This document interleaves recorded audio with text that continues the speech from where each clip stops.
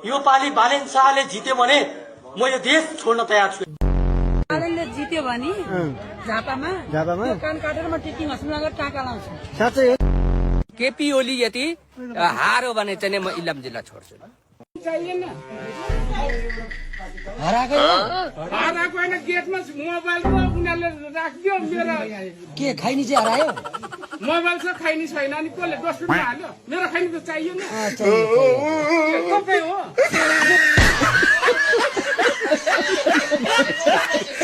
केपी ओली यदि हारो भने चाहिँ म इलाम जिल्ला छोड्छु। हजुरलाई मैले केही कुरा बोलेको जुन चुनाव हुँदैन भनेको अब गुफाइदे हुन्छ जस्ता कुराहरू कमेन्टमा आएको लेख्नुहोस् न, तयार भएर बस्नुहोस्। मैले कसरी चुनाव हुँदैन भनेको थिएँ र कसरी चुनाव हुँदैछ त्यो तयार भएर विश्लेषण जुन गर्नुहोस् न।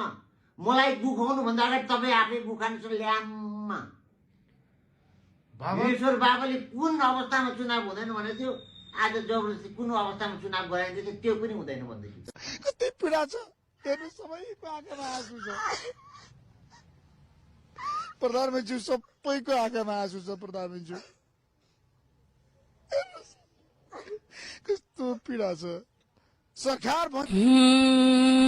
हेर आमा टुटुलको उठेको तिम्रो जुइले डाडुले कुटेको भुमारी परे भने म रुने भन्दा रमाउने धेरै छन् तीकैमा मरे भने 138 सिट आउँछ त आउँछ ल्याउनु पर्छ। मलाई पत्याउन गाह्रो भयो। पत्याउनु त कसले पत्याउँछ त, पत्याउँदैनन् क्या सुरुमा त। यहाँ अरूले दौरा सुरुवात सिलाइसके प्रधानमन्त्री बन्न, तपाईँ यहाँ बसेर के भन्नुहुन्छ म हो बहुमत लिएर आउने, मैले चाहिँ बनाउँछु सरकार। दौरा सुरुवाल सिलाउनु पाउँछ त, मैले चाहिँ सिलाएको छुइनँ। तर बिचरा र्यालीमा काकाले पनि भोट हालेर छन् हो।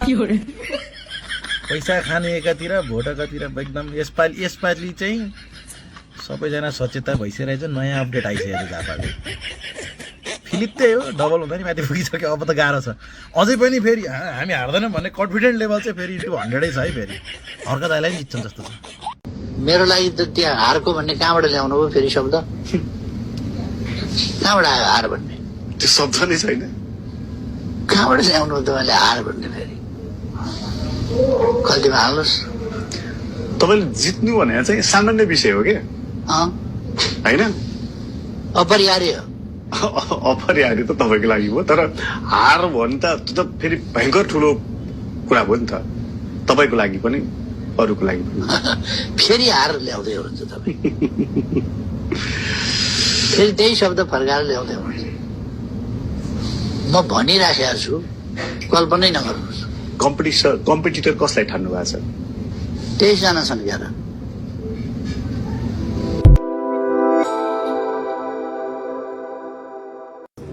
होइन, राष्ट्रपालाई कतिको चुनौती दिनु भएको छ यहाँले?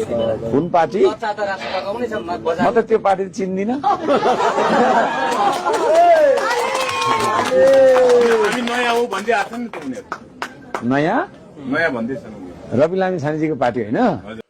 घन्टेको यसपालि चुनावमा 100 भन्दा बढी निर्वाचन क्षेत्रमा 1000 भोट काटेछ भने कानमा भागो बाँधिदिन्छु मलाई। यो ठाउँमा को आउँदा विकास होला जस्तो लाग्यो?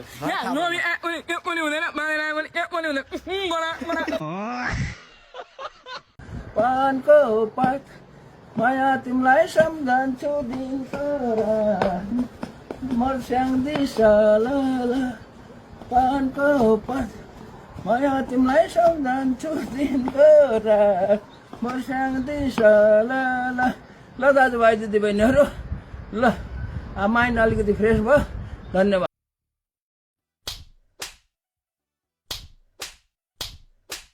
Your demise.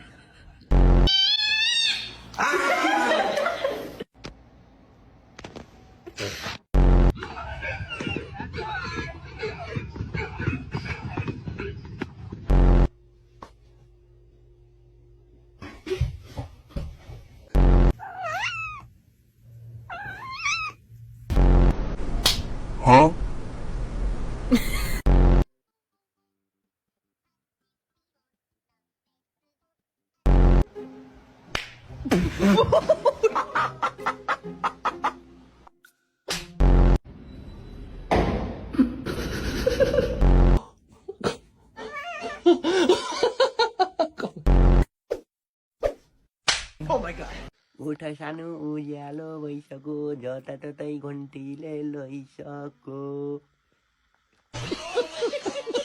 महावीर दाईको पो चिन्ता परि थियो यार। अघि त कहाँ बुढा त पछाडि थियो नि बाबै, अहिले त मलाई स्वात्तै माथि आएछन्। अहिले भर्खर हेरेको लिड लिन थाल्नु भएछ, खुसी लाग्यो यार, खुसी लाग्यो। जनता नै चेन्ज भयो कि साथीहरू, जनता चेन्ज भए अब कसैको केही पनि लाग्दैन। यो घन्टी भनिन्छ नि कि राम्रो मान्छेलाई त जिताएकै छ नि त। महावीर दाई हेर त्यहाँनिर काम गर्ने मान्छे होइन बाबै, म भन्दैछु महावीर दाई जितेर आउनै पर्ने मान्छे हो कि। बोरा बुढासँग भेट्न चाहिँ पाइएन, तर यति समर्थन गरियो भिडियोबाटै भए पनि, त्यहाँका साथीहरूले पनि सँगसँगै हिँडेर यति समर्थन गरे, धेरै खुसी लागेको छ। महावीर दाईलाई अब शुभकामना, जितेर आउने नै हुन् क्या बुढा। मलाई यस्तो खुसी लाग्छ, हेर स्वतन्त्रबाट आउने भयो बुढा।